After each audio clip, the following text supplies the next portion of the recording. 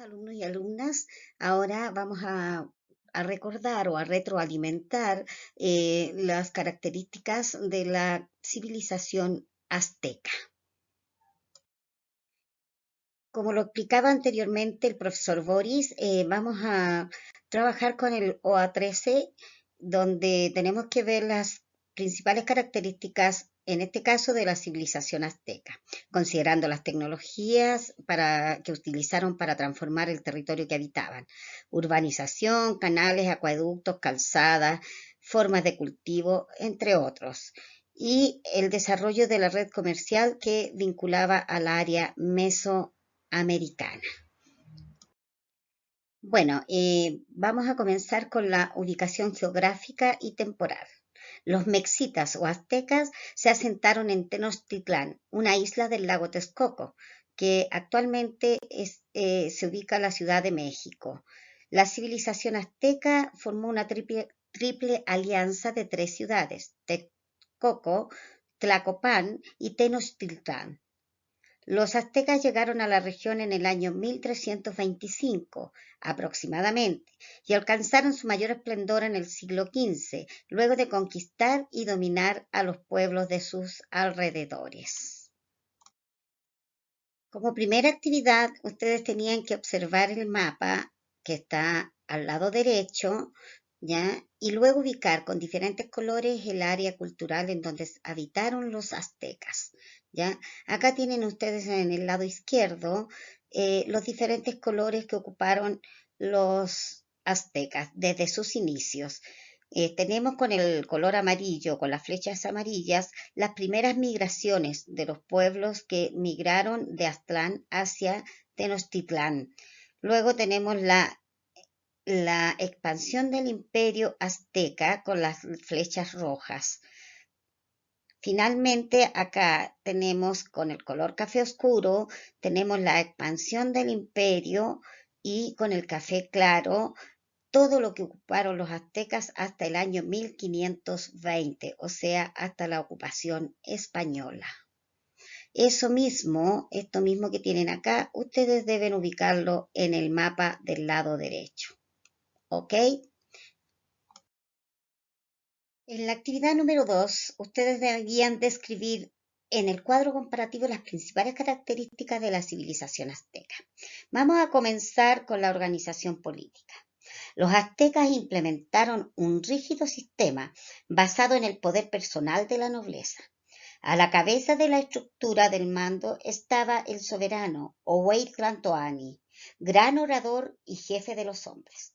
Este tenía amplios poderes militares, civiles y religiosos. El Tlatoani presidía el Consejo Supremo o Tlatocan, donde participaban los jefes o tlatoanis de las ciudades más importantes, las máximas autoridades militares y delegados de algunos calpullis.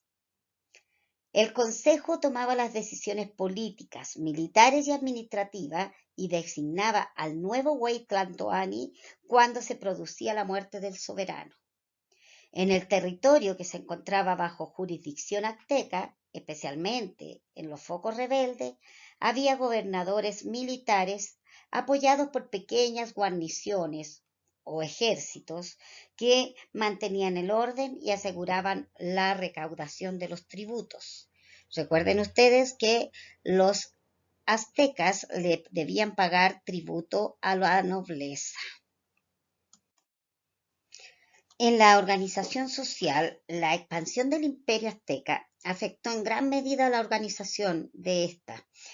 Mientras la nobleza, formada por los tlatoanis de las principales ciudades, los guerreros y sacerdotes, fue acumulando cada vez más tierras y riquezas, la gente común o macehualtín siguió desempeñándose fundamentalmente como mano de obra en la agricultura y la artesanía, y debía pagar tributos al imperio.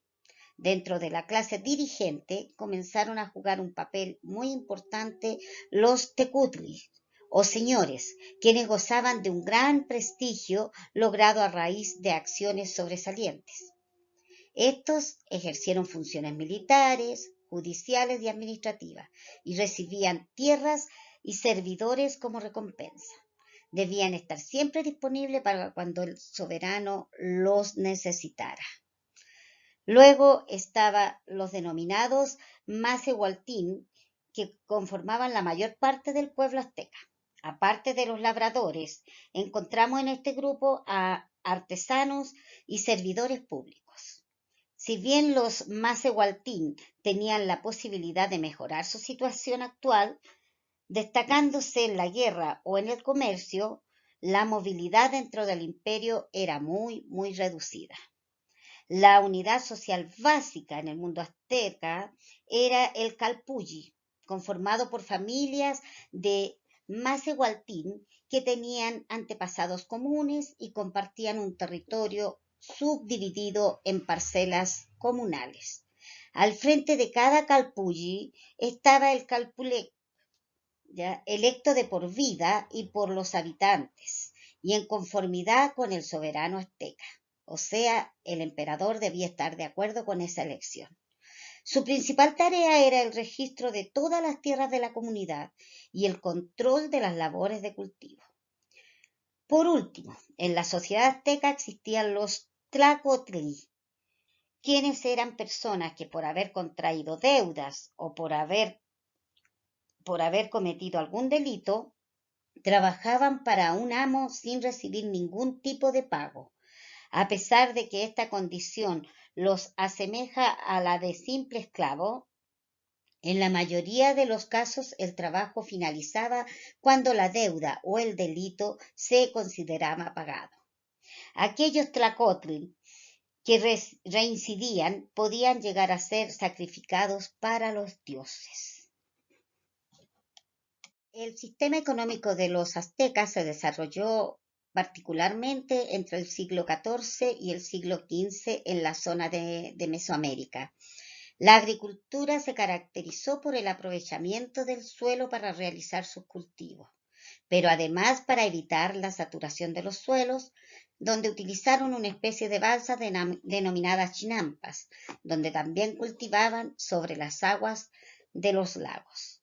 Por otra parte, el comercio les servía para poder obtener aquellos productos que no podían producir y los intercambiaban a través de un trueque, aunque usaron el cacao como una forma de dinero. El sistema de comercio era muy extenso y abarcaba todo el imperio. Aparte, el sistema de cobro de impuestos se extendía cuando los aztecas lograban someter a alguna comunidad, obligándolos a pagar tributos basados en las mercancías que producían. De esa manera lograron obtener una buena generación de tributos para su sostenimiento. En los aportes culturales de los aztecas podemos destacar en el arte los elementos vinculados a la religiosidad y a la belicosidad, o sea, a las guerras de este pueblo. Se destaca la pintura, la escultura y el arte plumario, o sea, el arte que ellos hacían con las plumas, ¿ya?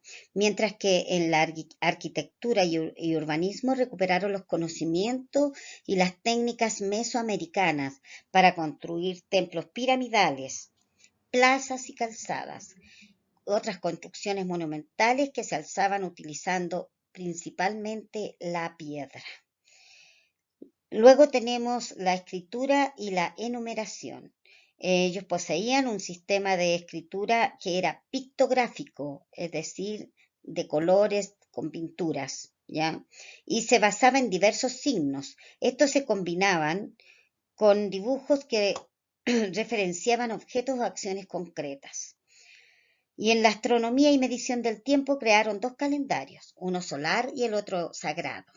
Los inicios de ambos calendarios coincidían cada 52 años, momento que consideraba el comienzo de una nueva vida. En la actividad número 4 hablamos de la cosmovisión azteca. ¿Qué rol cumplía la religión en la vida de los aztecas? Para los aztecas, el universo estaba compuesto por un mundo real y otro sobrenatural, en el que vivían los dioses. Este universo dual se complementaba.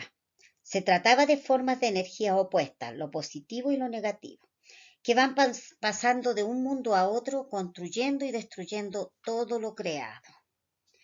¿Qué relación existía entre los sacrificios ofrecidos a los dioses y la creación de la humanidad?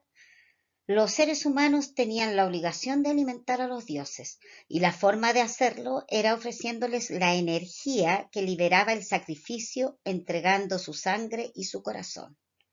Los mexicas se consideraban el pueblo elegido para la misión cósmica. La víctima sacrificada era la conexión entre el mundo natural y el sobrenatural. Cuanto más violenta era la muerte, cuanto más sufría la persona sacrificada, se suponía que liberaba mayor cantidad de energía. El sacrificado debía ser elegido por otros. La sangre derramada en sacrificio voluntario, según ellos, contenía mucho menos carga energética. Como pueden darse cuenta, el eje de la religión azteca era el sacrificio humano seguido de la ingestión del ofrendado, es decir, se lo comían, ¿ya? Respecto del sacrificante, si bien todos los creyentes debían hacer sus ofrendas, solo los miembros de las clases superiores, los funcionarios estatales, los sacerdotes, los guerreros y los mercaderes podían ofrendar lo que los dioses más valoraban, seres humanos. Los ofrendados eran prisioneros de guerras o esclavos adquiridos para ese fin. Las guerras floridas de los aztecas las realizaban con el fin de obtener víctimas para alimentar a los dioses. Estas se realizaban cada 15 días en cada uno de los 18 meses del año. En todas estas guerras floridas se sacrificaban seres humanos. La matanza era masiva, o sea, se mataba a varios a la vez. Esto era característico de la religión azteca, ya que en ninguna otra creencia ni en ningún otro lugar del mundo se daba tal fenómeno. Este asesinato ritual se llevaba a cabo en ceremonias largas y aparatosas, precedidas de actos de crueldad mental y física. Esto es importante tenerlo en cuenta, chiquillos, ya que aquella creencia que antes se mencionó, según la cual el maná o energía liberada por los sacrificios resultaba más valiosa a los dioses, si la muerte iba precedida de grandes sufrimientos, era convicción fundamental del culto azteca. Y si no se tiene presente este hecho, no se va a entender lo que a primera vista aparece solo como despiadada y demencial manifestación de crueldad. Por lo tanto, antes del sacrificio, a los ofrendados se les sometía a grandes mortificaciones mentales y físicas. Para finalizar, se les pide a ustedes que investiguen la historia sobre la fundación de Tenochtitlán y que escribieran un breve ensayo. Bueno, aquí está bien resumida la historia de la fundación de la capital del Imperio Azteca.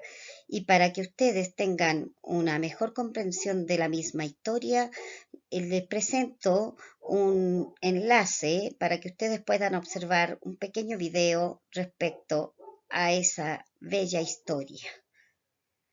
Esto ha sido todo en esta oportunidad. Ojalá les sirva el haber aprendido algo sobre esta gran civilización precolombina, los aztecas. Muchas gracias por la atención y nos estamos viendo.